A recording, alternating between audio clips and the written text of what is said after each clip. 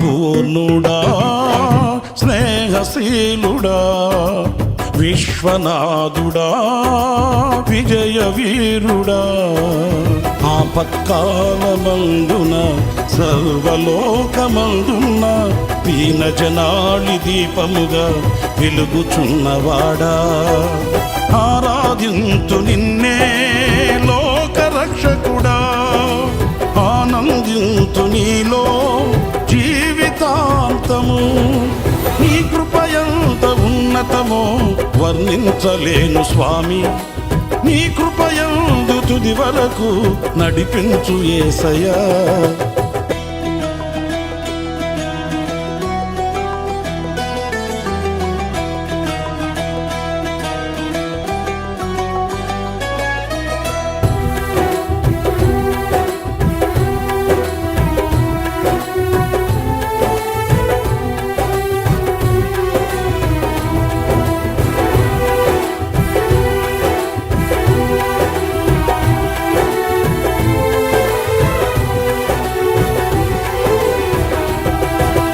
నిత్యము ప్రతినిత్యము నీ జ్ఞాపకాలతో నా అంతరంగమందు నీవు కొలువై ఉన్నావులే నిత్యము ప్రతినిత్యము నీ జ్ఞాపకాలతో నా అంతరంగమందు నీవు కొలువై ఉన్నావులే నిర్మలమైన నీ మనసే నా అంకితం చేశావు నీతోనే జీవింప నన్ను కొనిపోయేసయ్యా నా తోడు నీవుంటే అంతే చాలయా నా ముందు నీవుంటే భయమే లేదయ్యా నా తోడు నీవుంటే అంతే చాలయా నా ముందు నీవుంటే భయమే లేదయ్యా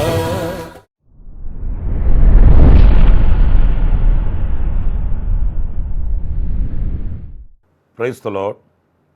ప్రభువైన యేసుక్రీస్తు నామములో మీ అందరికీ మా హోసన్న మినిస్ట్రీస్ తరపున హృదయపూర్వకమైన వందనాలు తెలియపరుస్తున్నాను. ప్రభు మిమ్మల్ని ఆశీర్వదించి దీవించునుగాక. ప్రియులారా, మరి ఈరోజు ప్రపంచంలో ఎటు చూసినా కూడా అంబరాన్ని అంటే సంబరాలు మనకు కనిపిస్తున్నాయి. ఒక వంతు మనం కూడా ఆ మార్గంలోనే ఆ దిశగానే కొనసాగుతూ ఉన్నాము. ఎక్కడ చూసినా ఎవరిలో చూసినా ఏదో ఒక తెలియని ఆనందం, గంతులు వేస్తూ ఉన్న ఉత్సాహం, అనేకుల్ని ప్రోత్సహిస్తున్నటువంటి ప్రోత్సాహం మనకు కనిపిస్తుంది. దీనికి కారణాలు ఏంటి అని నేను అడగాల్సిన అవసరం లేదు. మీరు సాహసించి మరొకరిని అడిగి తెలుసుకునవలసిన అవసరం ఏమీ లేదు. అందరికీ తెలిసిన సత్యమే. ఈ ఆనందానికి కారణం ఒక రక్షకుడు ఈ లోకానికి దిగివచ్చాడు. ఆ రక్షకుని ద్వారా కలిగిన విమోచనలో కలిగిన ఆనందమే ఈ ఆనందం. ఆయనను గూర్చి లేఖనాలలో మనం చదివినప్పుడు ఒక చక్కటి అనుభవం మనకు కనిపిస్తుంది. మత్తయి సువార్త 1వ అధ్యాయం 22-23 వాక్యాలు నేను చదువుతున్నాను. ఇదిగో కన్యక గర్భవతి అయి కుమారుని కనును, ఆయనకు ఇమ్మానుయేలు పేరు పెట్టుదురు అని ప్రభువు తన ప్రవక్త ద్వారా పలికిన మాట నెరవేరునట్లు ఇదంతయు జరిగెను. ఇమ్మానుయేలను పేరునకు భాషాంతరమున దేవుడు మనకు తోడని అర్థము. దేవుడు మనకు తోడని అర్థము. ఇమ్మానుయేలు అంటే దానికి భావన చాలా సుస్పష్టంగా పరిశుద్ధాత్ముడు మన కొరకు వ్రాయించి పెట్టాడు. నిజమే. అంటే అంతవరకు మానవునికి తోడెవ్వరు లేరని చెప్పుకోవాలి. ఒంటరి జీవిగా, ఏకాకిగా, ప్రతిదానికి భయపడిపోతూ, ప్రతిదానికి కలవరపడిపోతూ, ఆదరాభిమానాలకి దూరంగా నిలిచి ఒంటరి పయనం కొనసాగించుచున్నటువంటి మానవునికి తోడు, ధైర్యం, ఇంకా బలము. పిల్లల చూడండి, దేవుడు మనకు తోడై ఉంటే ఆ బ్రతుకు ఎలా ఉంటుంది? పరిశుద్ధ గ్రంథంలో సమూయేలు రాసిన 2వ గ్రంథం 5వ అధ్యాయం 10వ వాక్యంలో దావీదును గురించి మనం చదువుతాము. ఇందులో వ్రాయబడిన మాట ఏంటంటే, దావీదు అంతకంతకు వర్ధిల్లెను, సైన్యములకు అధిపతియగు యెహోవా అతనికి తోడుగా ఉండెను. చూడండి, దేవుడు అతనికి తోడుగా ఉన్నందున అతడు అంతకంతకు వర్ధిల్లాడంట. అంటే దేవుడు మనకు తోడుగా ఉంటే మనము వర్ధిల్లుతామండి. చేసే ప్రతిదానిలో కూడా, తలపెడుతున్న ప్రతిదానిలో కూడా, సాహసించి ముందుకు వెళుతున్న ప్రతి విషయంలో మనము వర్ధిల్లుతాము. అంతకంటే ముందు ఆధ్యాత్మికంగా మనం వర్ధిల్లుతామండి. ఆధ్యాత్మికంగా దేవునితో మనకు కలిగిన ఆ సహవాసాన్ని బట్టి, ఆ ఐక్యతను బట్టి, ఆ అనుభూతిని బట్టి ఆయనలో ఆధ్యాత్మికంగా మనం ఎదగగలుగుతాము, వర్ధిల్లగలుగుతాము. చాలామందిని మనం చూస్తుంటాము, వారిలో ఎలాంటి అభివృద్ధి కనిపించదండి. వాళ్ళు చేస్తున్న పనిలో కానివ్వండి, పూనుకుంటున్న కార్యక్రమాలలో కానివ్వండి, అలాగే ఆధ్యాత్మికంగా కానివ్వండి, వాళ్ళు చెప్పే మాట ఏంటంటే, మాకేం కలిసి రావట్లేదండి, మాకేమి కలిసి రావట్లేదు. దేవుడు కలిసి ఉంటే సరిపోద్ది కదా, ఇంకేదో కలిసి రావాల్సిన అవసరం లేదు. దేవుడు గనక మనతో కలిసి ఉంటే, దేవుడు గనక మనకు తోడై ఉంటే, ఆయనతో కూడా సమస్తము మనతో కలిసి వస్తాయండి. మనం లేఖనాల్లో చదువుతాము, తండ్రి అయిన దేవుడు తన కుమారుణ్ణే మనకిచ్చేశాడే, మరి ఆయనతో కూడా సమస్తము మనకి ఎందుకు అనుగ్రహించడు? ఈరోజు ఆయనను మనం కలిగి ఉండకపోతే ఏవి కూడా మనం పొందుకోలేము, ఏవి కూడా మనతో కలిసి రావు. మనకు అన్నీ కలిసి రావాలి అనంటే అన్నీ ఎవరితో వస్తాయి? ఆయనతో వస్తాయి. ఆయన లేకుండా ఏ దీవెన లేదు, ఆయన లేకుండా ఏ ఆశీర్వాదము లేదు, ఆయన లేకుండా ఏ సమృద్ధి లేదు, ఆయన లేకుండా ఏ సంతోషము లేదండి. దైవజనులు మన ఆత్మీయ తండ్రి యేసన్న గారిని ఒక ఇంటికి ప్రార్థన చేయించుకోవడానికి తీసుకెళ్లారంట. ఆ ఇంట్లో వాళ్ళ సమస్యలన్నీ చెప్పారు. అప్పుడే పుట్టిన బిడ్డకి అనారోగ్యంతో బాధపడుతూ సమాజంలో ముఖం చూపించలేని పరిస్థితుల్లో వాళ్ళు అవమానాల పాలై ఉన్నప్పుడు యేసన్న గారిని ఆ ఇంటికి తీసుకుని వెళ్ళారు. అప్పుడు యేసన్న గారు వాళ్ళ పరిస్థితులను విని అప్పుడు చెప్పారట యేసన్న గారు, నేను ప్రార్థన చేస్తాను, నేను ఆరాధించే మన ప్రభువు ఆయన అద్భుతాలు చేస్తాడు, ఆయనకు అసాధ్యమైనది ఏమీ లేదు, కనుక మీరు కూడా ప్రార్థన చేసుకోండి, ఆయనను విశ్వసించండి అన్నప్పుడు వాళ్ళు అన్నారట, అయ్యా ఇప్పుడున్న దేవుళ్ళకే దండం పెట్టలేక సస్తున్నాం, ఇప్పుడుండే దేవుడిని గుళ్ళకి తిరగలేక సస్తున్నాం, మరలా యేసు ప్రభుకి మరలా దండేసి అగరబత్తులు వెలిగించి మరలా ఆయనకి ఎక్కడ పూజ చేస్తాం బాబా, అవన్నీ మాకు వద్దులే, కానీ మీరు ఏదో చేస్తారంట కదా, అది చేయండి, బిడ్డ బాగుపడితే ఎంత కావాలంటే అంత ఇస్తాము అన్నారంట. అప్పుడు యేసన్న గారు అన్నారట, ఆయన లేని విడుదల లేనే లేదు, ఆయన లేకుండా ఏ ఆశీర్వాదం కానరాదు, ఆయన లేకుండా ఏ దీవెన మీరు పొందుకోలేరు, ఆయన ఉన్నప్పుడే ఆయనతో ఇవన్నీ కలిసి వస్తాయి, ఆయనతో మీరు పొందుకోగలుగుతారు, ఆయన మూలంగా అవి మీకు దొరుకుతాయి.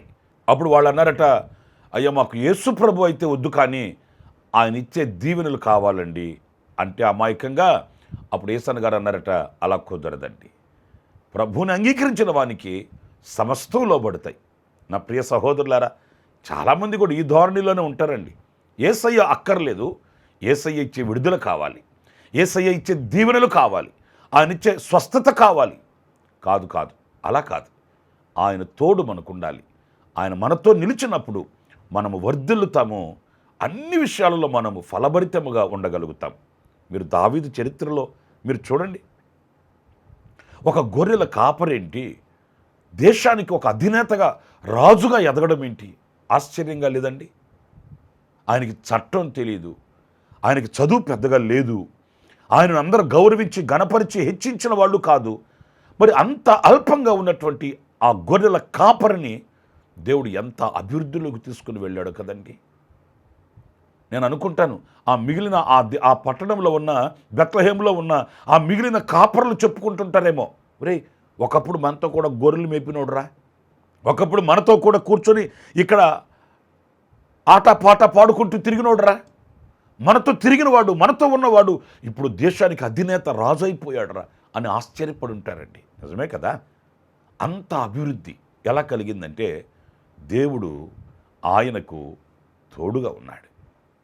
ఇక రెండో విషయానికి వస్తే మీరు ఆదికాండం 39వ అధ్యాయం 23వ వాక్యంలో యోసేపును గురించి మీరు చదువుతారండి. నేను ఆ మాటలు చదువుతాను, చూడండి. యెహోవా అతనికి తోడై ఉండెను గనుక ఆ చెరసాల అధిపతి అతని చేతికి అప్పగింపబడిన దేని గూర్చియు విచారణ చేయకుండెను. అతడు చేయునది యావత్తు యెహోవా సఫలమగునట్లు చేసెను. ప్రియులారా చూడండి, యోసేపు ఏది చేస్తే అది సఫలమవుతూ వచ్చిందంట. ఆ అధిపతి చూస్తున్నాడు, ఇది ఎవరికి సాధ్యం కాదు, చూద్దామని ఇతనికి ఇచ్చాను, ఇతనికి అప్పగించాను ఆ పని, ఇతడు సక్సెస్ చేసుకుని వచ్చాడేంటి, ఈ పని ఎలా సఫలమైంది? తేలింది ఏంటంటే యెహోవా అతనికి తోడై ఉన్నాడని వాళ్ళంతా గుర్తించారంటండి. నిజమే, దేవుడు మనకు తోడుగా ఉంటే రెండవ ఆశీర్వాదం ఏంటంటే మన కార్యాలు సఫలమవుతాయండి.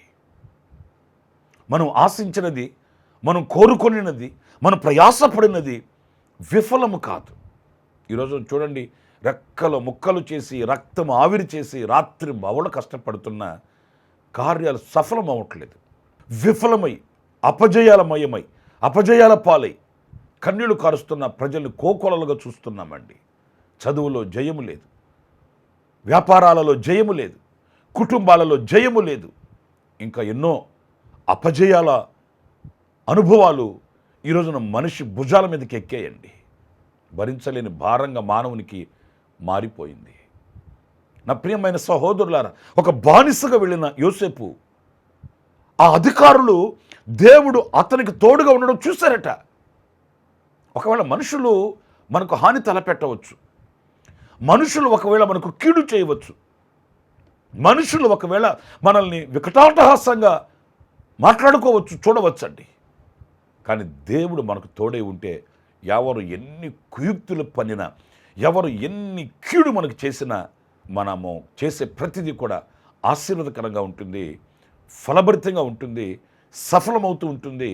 దాని యొక్క పూర్ణమైనటువంటి విజయాన్ని మనం చేతపట్టుకోగలుగుతామండి. ఒక బానిసగా వెళ్ళిన యోసేపు ఆ దేశానికి అధినేతగా, ఆ దేశానికి ఒక గొప్ప నాయకునిగా, ఒక అధికారిగా మార్చబడ్డాడండి. ఎంత విచిత్రమైన సంగతి. మరి అక్కడ స్థానికులు ఉన్నారు కదా, వాళ్ళ పరిస్థితి ఏంటి? స్థానికంగా పాతకపోయిన వాళ్ళు ఉన్నారు కదా. కానీ ఈ బానిసగా వెళ్ళినటువంటి యోసేపుతో దేవుడున్నాడు గనుక అక్కడ ఉన్నవాళ్ళు ఎంత అధికులైనా, ఎంత బలవంతులైనా వాళ్ళందరికంటే ఉన్నత స్థితికి దేవుడు అతన్ని తీసుకుని వెళ్ళాడు. అతని కార్యాలయాన్ని సఫలం చేస్తూ వచ్చాడు. ఈరోజు నేను మీతో చెప్తున్నాను, ఈ సంవత్సరాంతంలో నా ప్రియ సహోదరులారా, ఎన్ని ఏ కార్యక్రమాలలో మీరు విఫలమైపోయారు, ఏ ఏ విషయాలు సఫలం కాక కన్నీళ్లు కారుస్తున్నారు, ఈ సంవత్సరం ప్రారంభం నుంచి ఇంతవరకు కూడా ఎన్ని విషయాలలో కృంగిపోయారు. ఈ సంవత్సరాంతంలో ఒకసారి పరిశీలించుకొని దేవుడు నీకు తోడుగానే ఉన్నాడా, లేకపోతే మనుషుల తోడు చూసుకుని వెళుతున్నావా, దేవుని తోడు చూసుకుని వెళుతున్నావా, అధికారులు తోడుందలే అని భ్రమపడుతున్నావా? ఎంత అధికారులు మనతో ఉన్నా, ఎంత బలవంతులు మనతో నడిచినా, ఎంత శక్తివంతులు మనతో అడుగులు వేసినా ఒక్కటి మాత్రం వాస్తవం అండి, దేవుని తోడు మనకు లేకపోతే ఏ కార్యం సఫలం కానే కాదు, కానే కాదు, కానే కాదు. ఇంకా మరొక విషయాన్ని నేను మీతో చెప్తాను. అదేంటంటే యెహోషువ గ్రంథం 6వ అధ్యాయం 27వ వాక్యాన్ని నేను చదువుతున్నాను. ఇక్కడ యెహోషువను గురించి మనం చదువుతాము. యెహోషువకు తోడై ఉండెను గనుక అతని కీర్తి దేశమందంతటను వ్యాపించెను.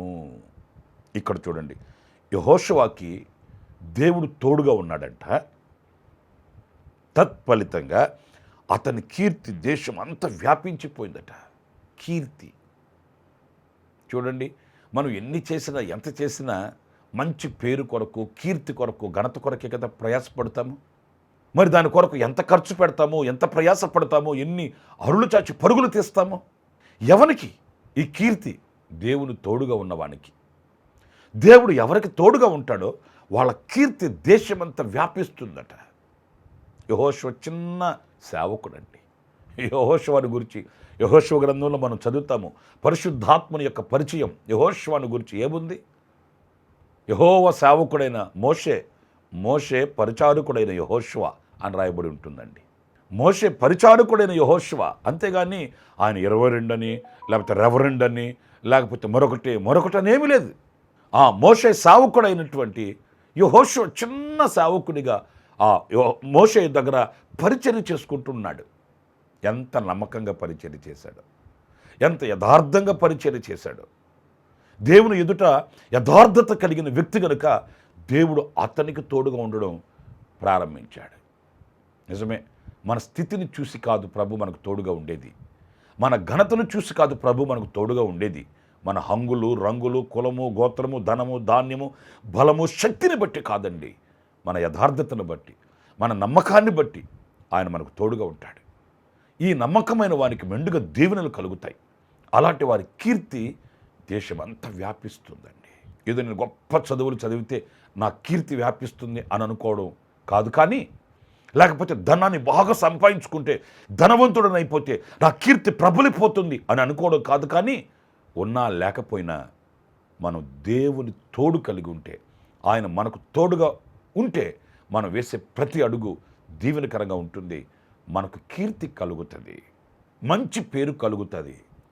ప్రభువుని నమ్ముకున్నందుకు, పరిశుద్ధుడైన దేవునిని ఆరాధిస్తున్నందుకు, సత్యస్వరూపి అయిన దేవుని నీడలో బ్రతుకుతున్నందుకు ఆ యొక్క ఫలితం కనిపిస్తుంది. కనుక ఈ రోజున నేను మిమ్మల్ని ఒక ప్రశ్న అడుగుతున్నాను. దేవుడు మీకు తోడుగా ఉన్నాడా? ఏనాడైనా అలాగ పరిశీలించుకున్నారా? దేవుడు నాకు తోడుగా ఉన్నాడా లేదా అనే పరిశీలన మనకు కలగాలి. ఈ సంవత్సరాంతంలో ఒక్కసారి మీరు అలా ప్రార్థన చేసుకుని చూడండి. మీ కార్యములు సఫలమగుటకు ఆయన తోడు కోరుకోండి. 3 విషయాలు నేను మీతో చెప్తూ వచ్చాను. 1, దేవుడు మనకు తోడై ఉన్నప్పుడు మనం వర్ధిల్లుతాం. 2, దేవుడు మనకు తోడై ఉన్నప్పుడు మన కార్యములు సఫలమవుతాయి.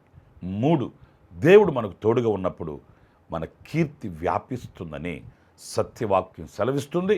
అలాంటి కృప నా దేవుడు మీ అందరికీ అనుగ్రహించునుగాక. ఆమేన్. తలలు వంచండి, చిన్న ప్రార్థన చేస్తాను.